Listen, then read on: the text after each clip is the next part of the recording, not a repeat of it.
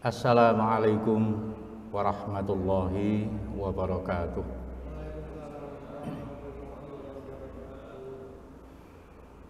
Innal hamdalillahi haqqa hamdi wa syukru lillahi haqqa syukri wala haula wala quwwata illa bima sya'ihi wa qadha'i.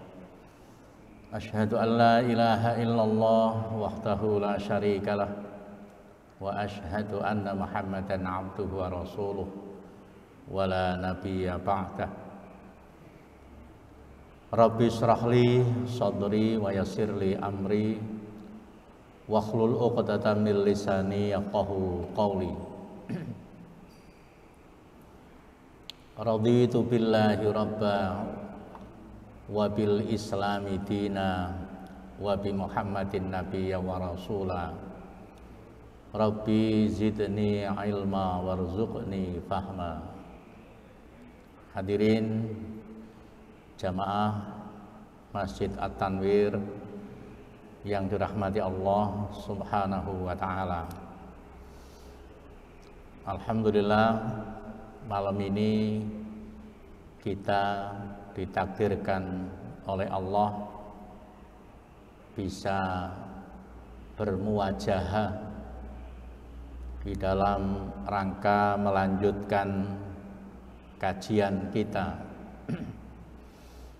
Mudah-mudahan nikmat Allah pada malam ini bisa kita manfaatkan dan fungsikan untuk menambah pengetahuan, menambah ilmu dan wawasan mengenai apa sebenarnya yang diperjuangkan oleh Muhammadiyah. Pertemuan pada kali ini kita akan menjelaskan mengenai menegakkan Islam adalah merupakan konsekuensi setiap muslim. Lanjutan dari materi yang kemarin, bahwa dakwah atau menyiarkan Islam itu adalah tanggung jawab personal setiap muslim. Kemarin juga kita sampaikan, walaupun dakwah itu merupakan tanggung jawab personal setiap muslim,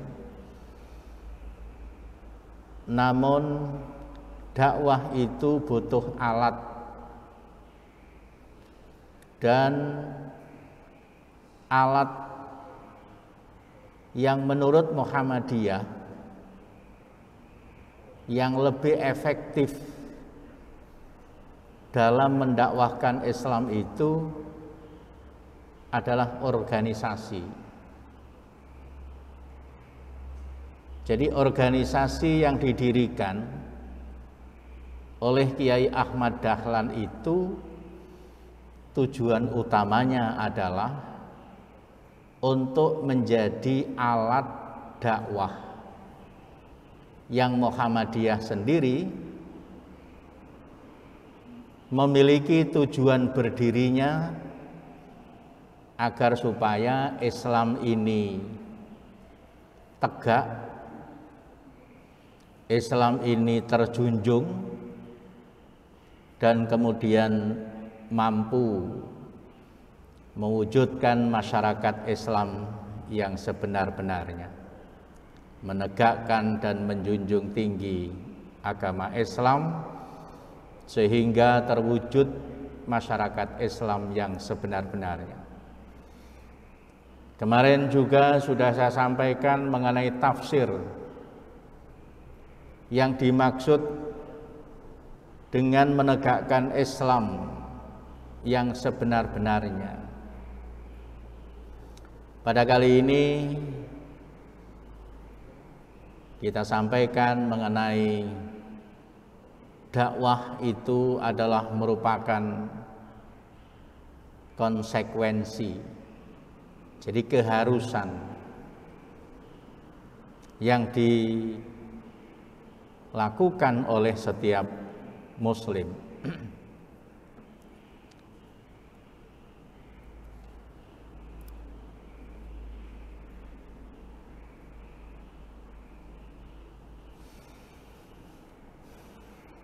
Yang pertama, menegakkan dan menjunjung tinggi agama Islam dengan merealisasikan ajaran-ajarannya untuk mendapatkan keridhaan Allah. Poin ini memberikan penjelasan kepada kita bahwa kita sebagai umat Islam wajib mengamalkan ajaran Islam itu secara personal terlebih dahulu sebelum kita menyampaikan kepada orang lain.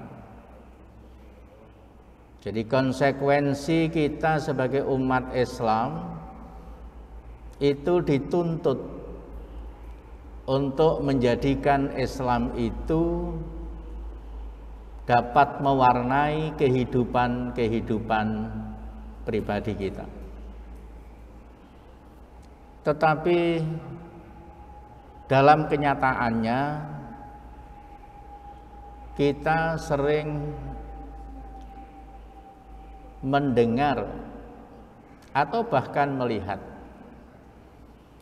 ghirah umat Islam itu terhadap ajaran Islam itu lebih tinggi daripada ghirah umat Islam terhadap pengamalan ajaran Islam. Mungkin jamaah pernah mendengar ada seorang yang karena dianggap melecehkan Al-Quran, melecehkan Nabi Muhammad, melecehkan Islam sebagai ajaran wahyu, maka orang itu akan dibunuh oleh satu negara yang sangat tersinggung, yaitu Iran.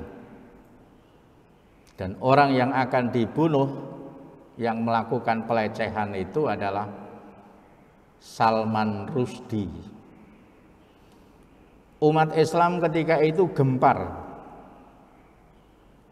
dan kemudian menginspirasi terhadap umat Islam yang lain ketika di satu negaranya itu terjadi bentuk-bentuk perilaku yang tujuan utamanya adalah pelecehan terhadap agama Islam, pelecehan terhadap simbol-simbol keislaman. Bahkan di Indonesia sendiri bukan sesuatu yang aneh, kita juga melihat itu. Namun demikian, kalau kita perbandingkan ghirah mereka terhadap ajaran Islam dengan ghirah mereka terhadap amaliyah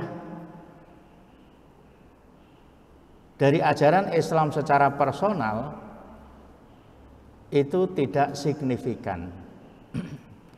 Artinya apa? Ketika umat Islam itu melihat, mendengar, mengetahui agama Islamnya itu dilecehkan, umat Islam pasti marah besar. Ya, oleh karena itu jangan sekali-kali melakukan pelecehan terhadap simbol-simbol agama, termasuk simbol-simbol Islam itu. Kalau tidak ingin umat Islam marah. Tetapi kemarahan mereka kepada orang-orang yang melecehkan ajaran agamanya itu kalau dibandingkan dengan sikap konsekuensi, sikap konsistensi mereka terhadap ajaran Islam itu sendiri, ini belum seimbang. Oleh karena itu ini harus kita tingkatkan. Ghirah itu tidak hanya kepada Islam, tapi ghirah itu kepada realisasi terhadap pribadi muslim itu. Nah, kadang-kadang kita ini sangat benci kepada orang yang melecehkan agama itu, tetapi kita ini tidak merasa benci terhadap perilaku kita yang menyimpang dari ajaran Islam itu. Nah, inilah satu hal yang memang perlu kita perhatikan agar supaya kita ini bisa memiliki sikap konsisten terhadap ajaran Islam. Karena apa? Karena Islam yang harus disampaikan kepada orang lain itu terlebih dahulu kepada diri pribadi. Jadi kita harus bisa memahami, kita harus bisa mempraktekkan Islam itu dalam kehidupan pribadi. Bukan berarti salah ghirah kita mengecam orang-orang yang melakukan pelecehan, tapi jangan sampai kita itu lengah gitu.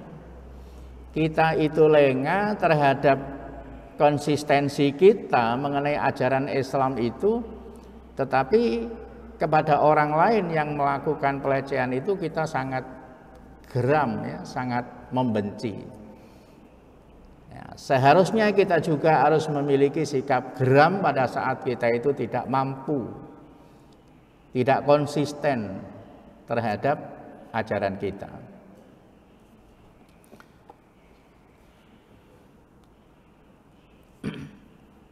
Yang kedua, menegakkan dan menjunjung tinggi agama Islam adalah untuk mewujudkan masyarakat Islam yang sebenar-benarnya adalah menjadi ciri keimanan seseorang. Jadi salah satu ciri seorang muslim yang beriman, mereka itu selalu melakukan aktivitas, melakukan pergerakan yang secara dinamis, melakukan dakwah-dakwah, penyebaran-penyebaran terhadap kebenaran Islam itu. Dakwah yang dimaksud di sini itu bukanlah hanya sekedar seorang bisa ceramah, seorang bisa memberikan tausiah, seorang bisa khotib, ya, dan sebagainya.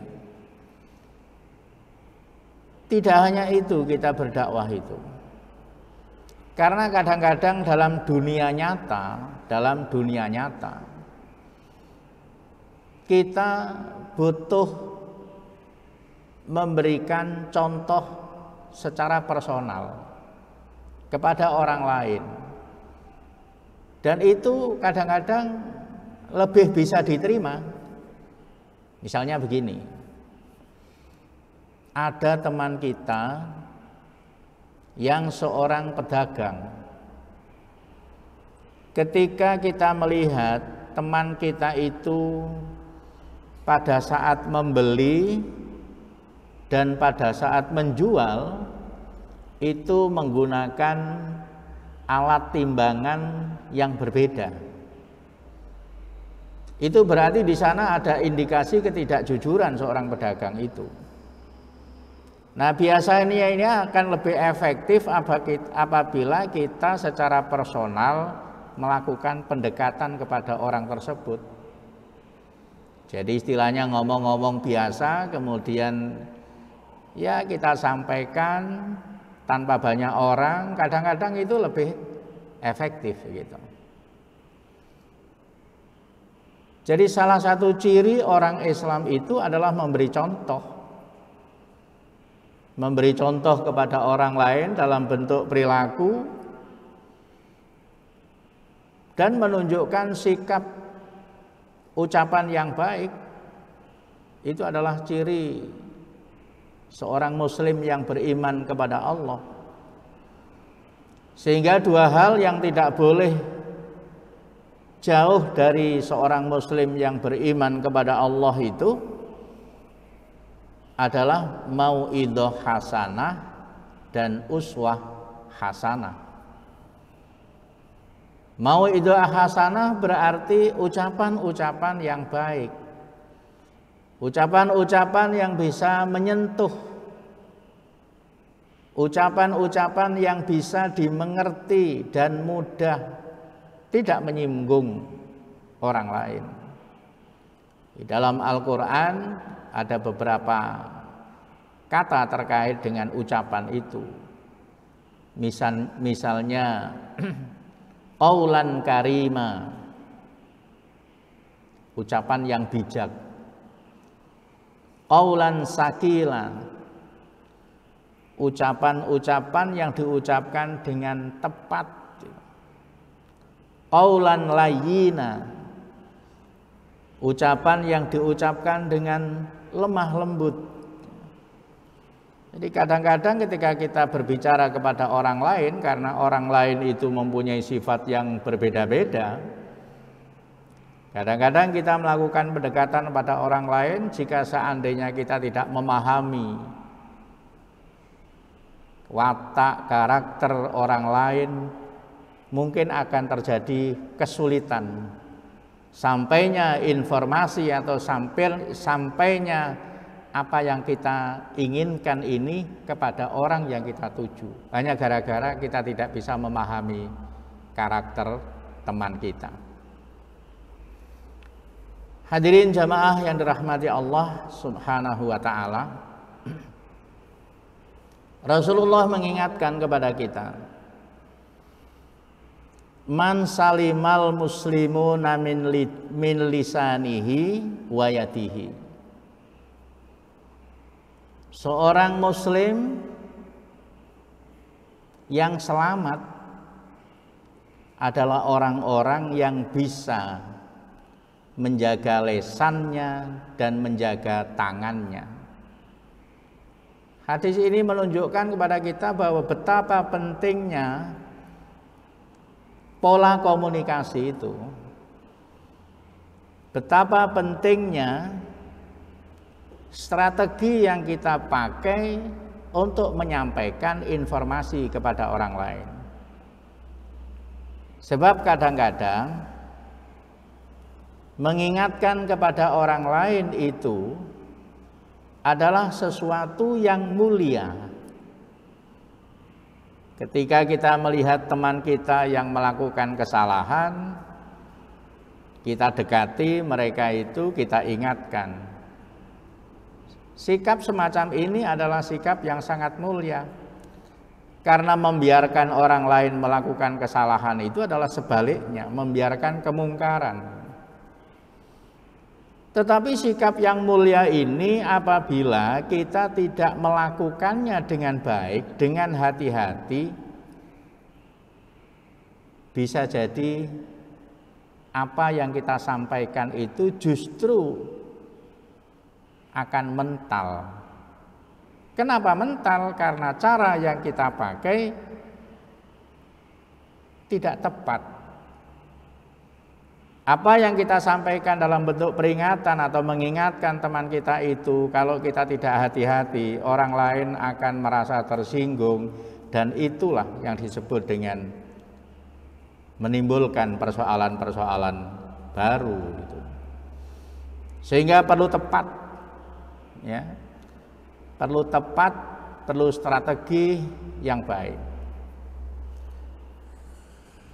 Seorang syair, Mustafa Lutfi Al-Manfaluti, itu pernah menyampaikan begini: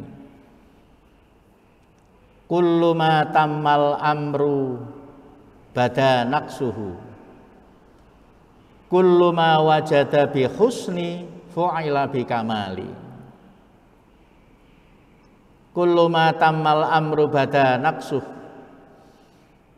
Tiap-tiap segala sesuatu yang diharapkan untuk memperoleh kebaikan, tiap-tiap segala sesuatu yang diharapkan menjadi lebih sempurna, itu pasti ada beberapa hal kekurangan-kekurangan yang harus disempurnakan. Artinya apa? Ketika kita menginginkan segala sesuatu itu sempurna, itu pasti ada sesuatu yang harus kita lakukan. Dan yang harus kita lakukan itu bagian-bagian kekurangan-kekurangan yang muncul. Semakin kita itu menginginkan kesempurnaan lebih banyak, maka biasanya akan semakin muncul kekurangan-kekurangan yang ditunjukkan kepada kita. Tetapi kalau kita tidak menginginkan adanya sesuatu itu lebih sempurna, maka biasanya kekurangan-kekurangan itu tidak ditunjukkan kepada kita. Sehingga kita merasa aman, merasa nyaman, sehingga tidak ada upaya untuk melakukan perbaikan-perbaikan. Kullu ma tammal amru bada naqsuh. Yang kedua, kullu ma wajada bi husni fu'ila bi kamali. Tiap-tiap segala sesuatu yang diperoleh dengan baik, fu'ila bi kamali, maka pasti karena dilakukan dengan cara yang sempurna. Nah, syair ini mengingatkan kepada kita bahwa betapa pentingnya kita memiliki cara, memiliki strategi dalam membangun komunikasi dengan orang lain, termasuk dalam bidang dakwah.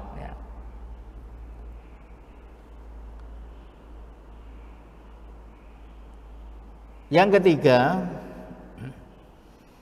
jihad fisabilillah adalah sebagai kerangka sifat perjuangan Muhammadiyah.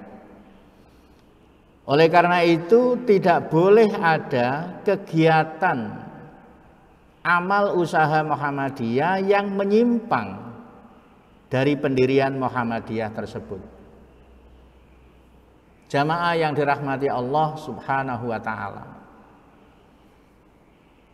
kadang-kadang kita harus menyampaikan begini: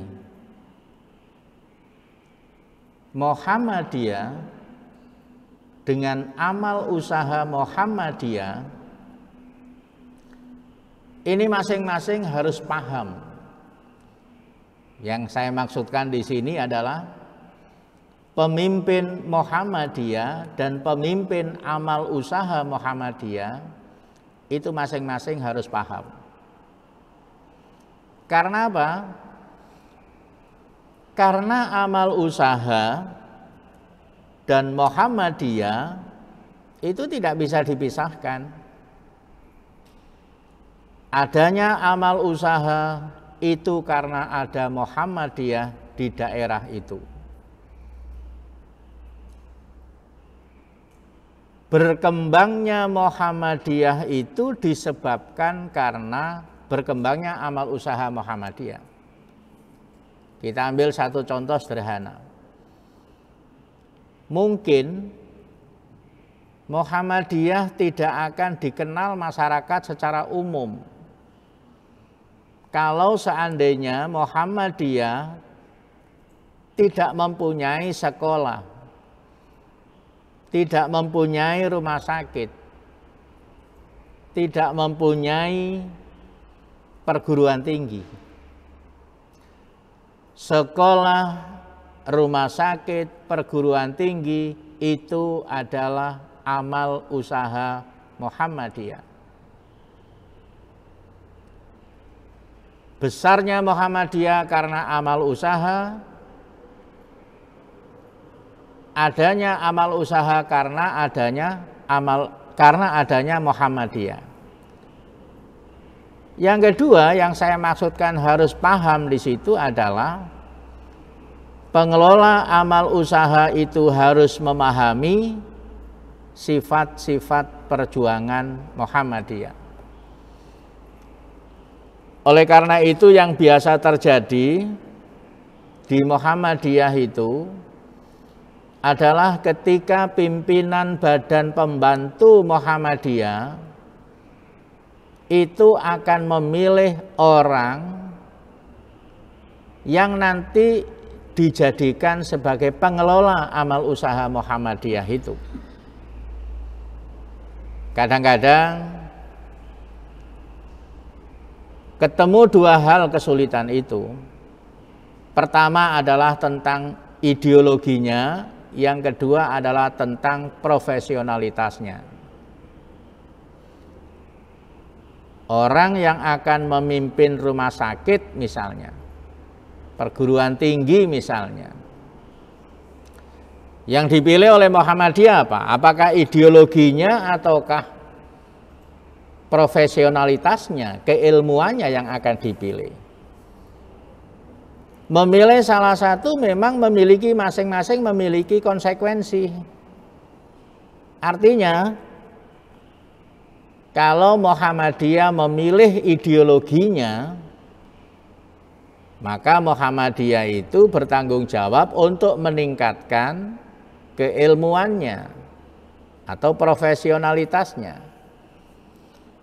Kalau Muhammadiyah itu memilih sisi profesionalitasnya, maka Muhammadiyah bertanggung jawab untuk meningkatkan pada sisi ideologinya. Sebab kalau tidak begitu, maka pemimpin amal usaha ini akan cenderung berbeda arah perjuangan mereka dengan Muhammadiyah. Itulah sebabnya karena Muhammadiyah juga sangat paham besarnya Muhammadiyah itu karena amal usaha, maka Muhammadiyah menjaga betul amal usaha itu agar tidak bertentangan, agar apa yang dilakukan pembinaan di dalam amal usaha itu, program-program yang dilakukan di amal usaha itu agar tidak bertentangan dengan sifat-sifat dasar perjuangan Muhammadiyah. Yang keempat, sikap pendirian dalam perjuangan Muhammadiyah disebabkan karena dua faktor, yaitu faktor subjektif dan faktor negatif.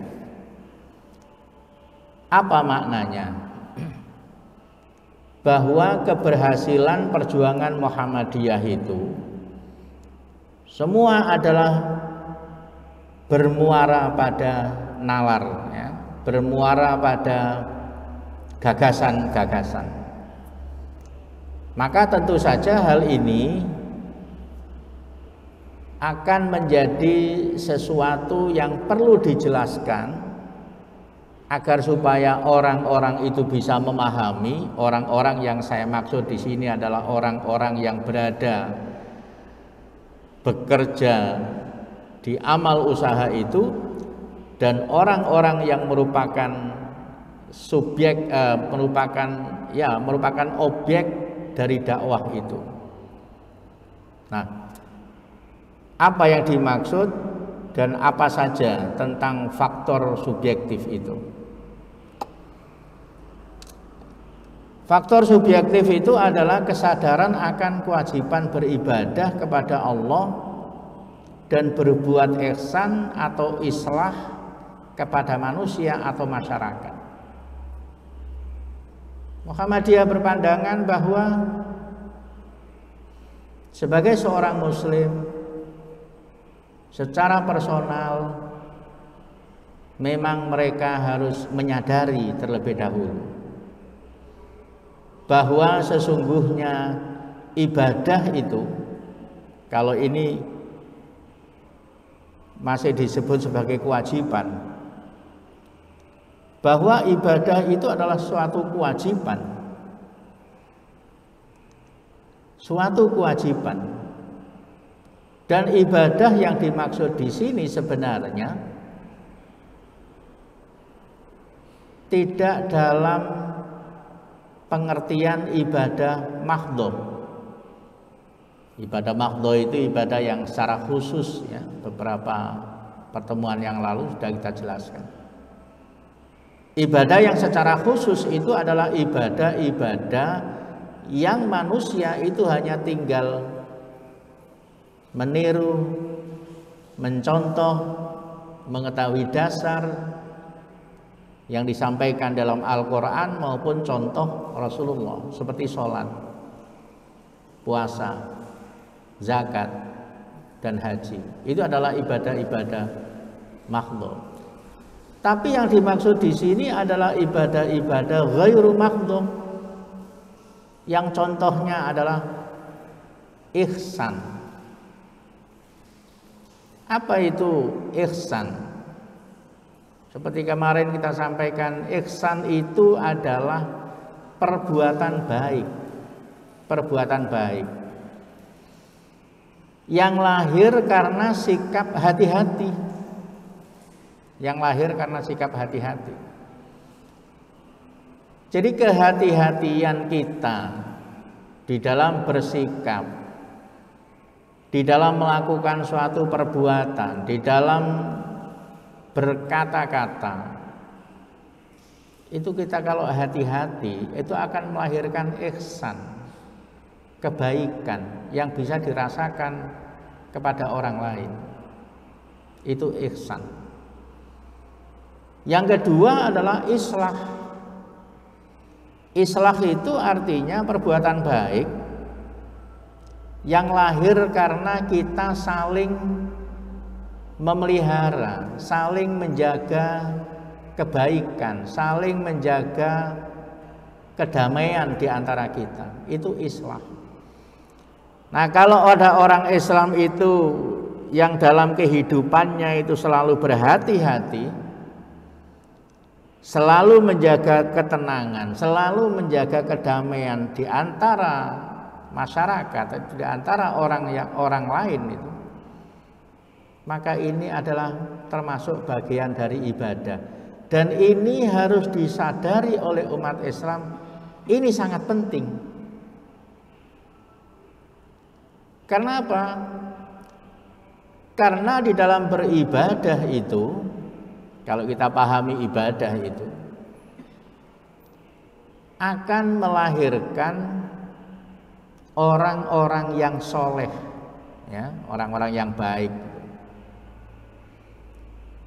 Dan orang-orang yang soleh yang diharapkan di dalam Islam itu melalui ibadah mahdhah itu adalah soleh secara spiritual, soleh secara individual, dan soleh secara sosial.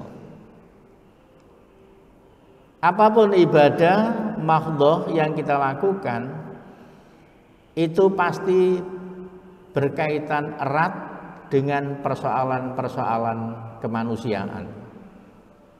Sholat misalnya, kita mengawali dengan takbir, kita mengakhiri dengan salam. Takbir itu menunjukkan hablum minallah, salam itu menunjukkan hablum minannas. Maka kemudian kesadaran ini kalau muncul dalam setiap individu muslim yang beriman kepada Allah, itu akan melahirkan kebaikan dan kebaikan. Yang kedua, faktor subjektif adalah faham ajaran agama Islam yang sebenarnya dengan keyakinan akan keutamaan dan tepatnya sebagai sendi yang mengatur hidup dan kehidupan masyarakat. Pemahaman ini harus juga bisa menjadi bagian terpenting dari kesadaran umat Islam. Apa itu? Bahwa Islam yang diturunkan Allah adalah suatu ajaran yang mengatur kehidupan manusia. Artinya mengatur kehidupan manusia itu, ajaran agama ini harus menjadi dasar, harus menjadi sendi. Bagaimana Islam itu kita bisa jadikan sebagai dasar, bisa jadikan sebagai sendi dalam kehidupan, maka harus diawali dengan pemahaman. Tidak mungkin kita bisa dengan serta-merta sekonyong-konyong begitu saja Islam kita jadikan sebagai dasar dan landasan hidup, sementara kita tidak paham.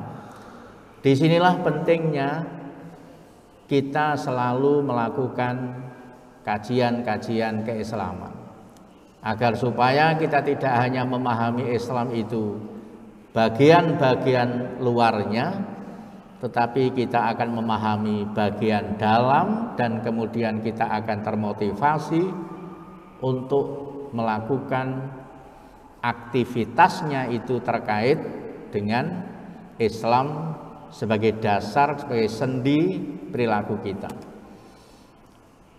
Berikutnya adalah faktor objektif. Faktor objektif.